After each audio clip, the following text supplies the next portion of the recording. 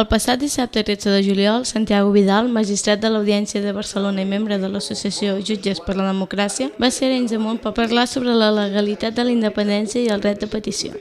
El dret de petició és un dret fonamental en el qual els ciutadans poden realitzar un suggeriment al Parlament de Catalunya o exercir una iniciativa directament sobre qualsevol qüestió en què l'administració en tingui competències. El procés per trencar amb l'estat espanyol i constituir una identitat pròpia s'haurà de fer amb legitimitat, va dir el jutge, indicant que la legitimitat la donen els ciutadans, participant d'una forma massiva i demostrant dins la Unió Europea que volem ser-ne un país més.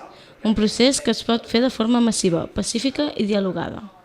Santiago Vidal creu que el referèndum es podrà fer, però potser no tan aviat com es voldria. A molt curt termini, no ho sé, a mi també m'agradaria molt que la fita aquesta del 11 de setembre de l'any que ve, del 2014, que és quan farà 300 anys de la pèrdua de la sobirania de la corona de Catalunya a Aragó pel decret de nova planta, del 1714, es pogués fer.